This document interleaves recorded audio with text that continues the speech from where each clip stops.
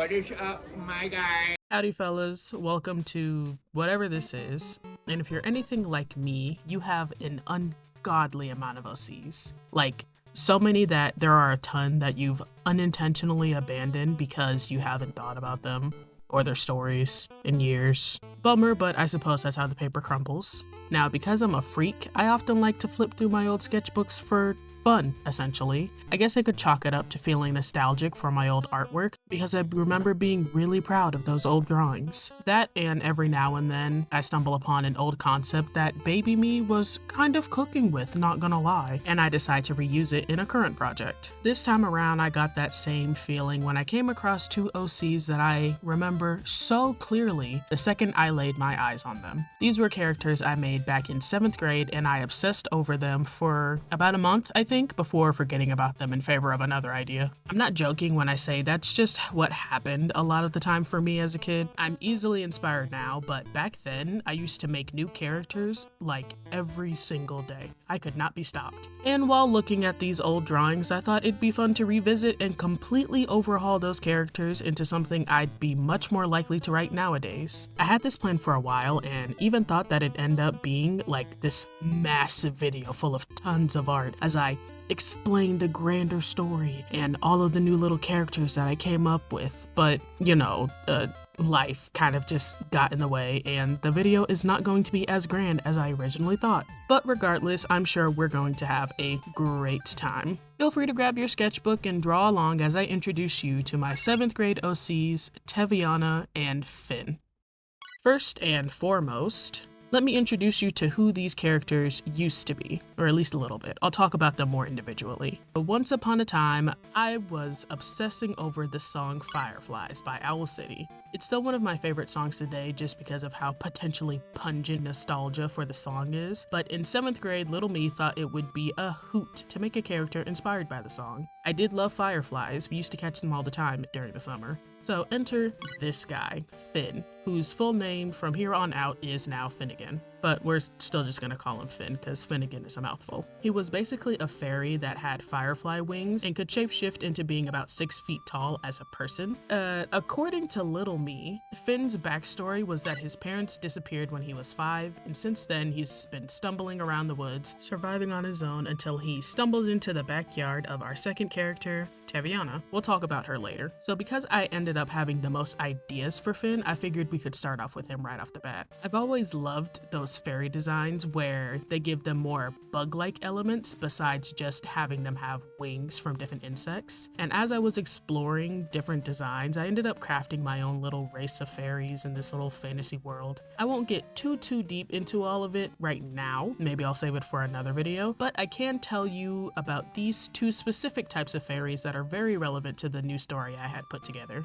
The main fairies you need to know about are Timber Fairies and Radiance Fairies. In this world, Timber Fairies are the only fairy without wings, as they've started to cohabitate with giants. Side note, everyone is considered a giant to them. They're fairies. Keep up, come on. They ended up evolving to resemble tree bark so that they can camouflage themselves better in case of a threat. On the other hand, Radiance Fairies are basically like fairy royalty. All fairies have a baseline amount of magic, but Radiance Fairies are what makes it possible for fairies to stay hidden from giants. The idea that I have currently is that once a month they have something of a ceremony where all the Radiance Fairies and a village of fairies will gather in the center of town and basically dance in order to reinforce the strength of the foliage that protects them. It's completely unheard of for Timber Fairies and Radiance Fairies to mate. There are 3 other types of fairies, but because Radiance Fairies are put on such a high pedestal, a lot of fairies don't think Timber Fairies are quote-unquote good enough for them. It's normal for pollen fairies or dewdrop fairies to get with a Timber Fairy, but a Radiance Fairy? Never happening, Chief. Now, no fairy would say this out loud, but it's what a lot of them have been conditioned into believing over the years. I'm sure you can see where this is leading because Finn is one of those unheard of Timber and Radiance Fairy offsprings. I imagine he's the only one in his particular village, but there are plenty of fairies like him all over the place. He just has never met them because he's never been outside of his own village. But because of that, he's sort of considered to be some kind of abomination amongst his peers, and they're always looking at him sideways. You know, fairy prejudice and all. Man, that's not, that's not funny. That's not Okay, anyways, moving on. With Finn's design, I wanted him to resemble a timber fairy more, at least in his face and his hair. I kind of imagine other fairies find it annoying that he has these pretty glowing radiance fairy wings, because physically, they don't seem to fit him at all whatsoever, at least by fairy standards. Did I write this down elsewhere? No, I didn't. So yeah, I forgot to write this down, but it's important that I explain that Finn is essentially like a fairy warrior in this new story. He like protects the village from danger and things like that anytime that they go outside, or they like escort radiance fairies anytime that they like leave the tree. I've been imagining that the village is in a tree, but the village could be anywhere. As long as there are plants around, that it can be anywhere. As long as, man, this is why I have a script. So don't come for me when it comes to the armor. I'm still getting an idea of what I want to do for the design. I just need to do a little more research so I can pinpoint exactly what I'm looking for. But the main thing that I looked to was like medieval armor. Now, I haven't fully decided if his parents will still be quote unquote missing. I put it in quotes because I'm pretty sure that they were just dead. But like they were in the original story. I do like the idea of them still being around and showing him that they're proud of him no matter what he does. So it's more of a, I need the approval of everyone on the outside more than it is that he needs his family's approval. I also haven't decided if it's his mom that's the Timber Fairy or if it's his dad, but to be honest, it could go either way.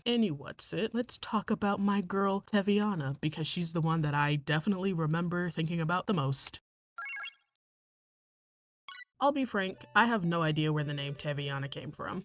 It's definitely one of those random names that I just happened to think of on a whim, but I like it. It's kind of quirky, so we're gonna keep it. Just like Finn, her backstory centered around the fact that she was an orphan, or presumably an orphan. The reason being that her parents were probably dead. Back when I made her, she was only 14, so she definitely wasn't living on her own.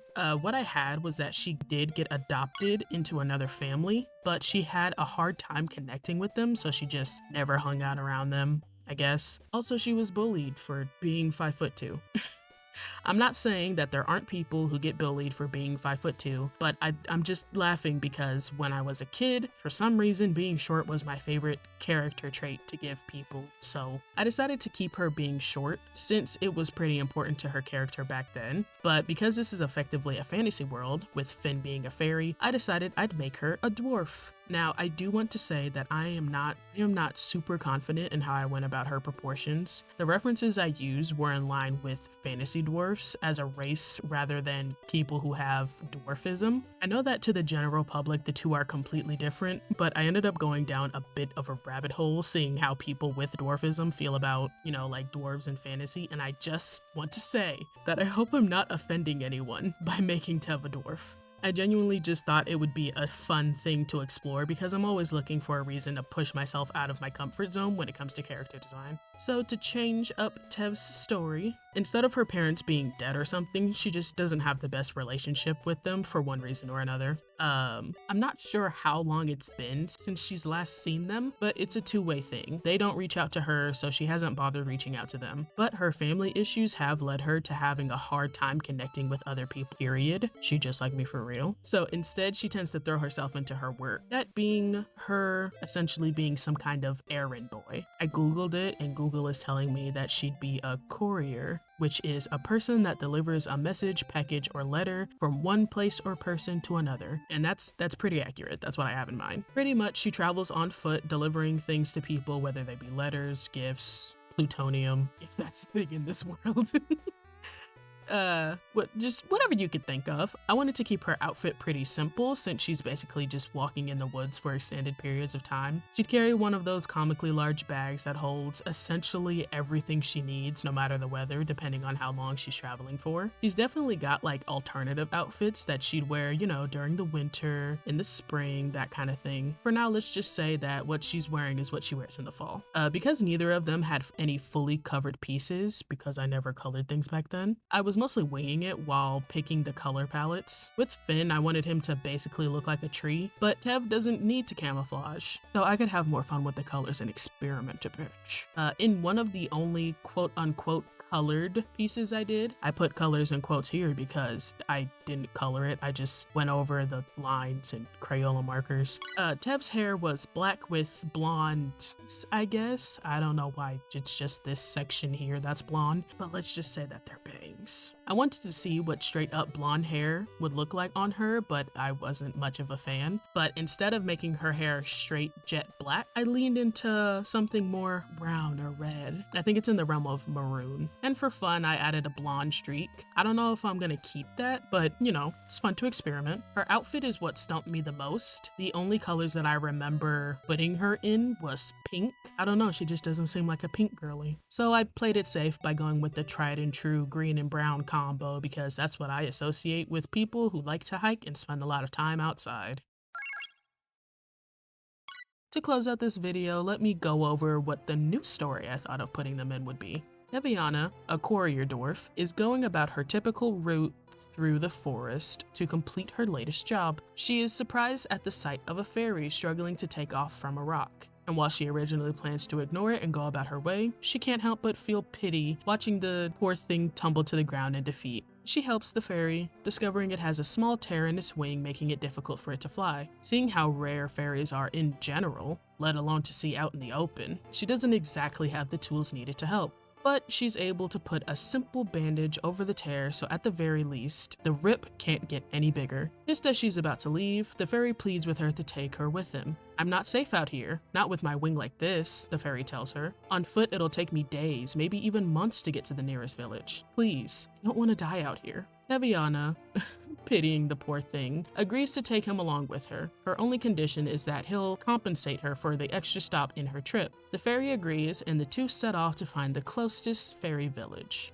So basically, it's like a little road trip escort story, where over the course of the trip, they'll basically become best friends with Tevionna opening up and feeling like she can trust Finn. Good old trauma bonding and healing trip, if you will. I haven't thought about things too much past that. It's mostly silly interactions with the two getting to know one another as the days pass by. I do think it would be a very slow burn kind of thing. In these little mini drawings that I did, it looks like they're way closer.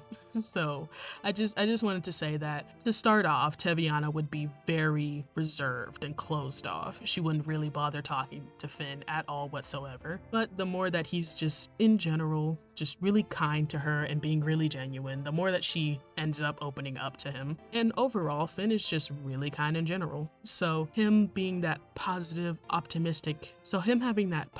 optimistic attitude kind of raises Tevionna's spirits. I do think that by the end of the initial trip, Tevionna would tell Finn that he doesn't have to repay her for her help because them becoming friends was payment enough. And once Finn's wing is healed, I could totally see them becoming something of a duo and going out on adventures together. Boy, oh boy, this would be a fun pair of characters to play in a D&D campaign. Oh well. Anyways, that's pretty much it from me. Like I said, the last few drawings you saw in the background were just a couple of ideas that I had with them talking and walking around and falling asleep together because I just think they're so cute. I do hope you enjoyed this video. If you drew along with me, it looks beautiful and I'm so proud of you. Feel free to let me know what you think of the art I made in this video. If you'd like to see more art from me without having to scrub through a video, you can follow me on these platforms here on the screen. Thank you so much for, at the time of recording this, 1000.38k subscribers. Like, what the hell? These videos have been doing really well and I'm really glad that you guys like them. And I guess I'll see you on the flip side. Is that a good outro bit? I hope so. I really like the word flip side. It's kind of funny. Okay, bye for real this time.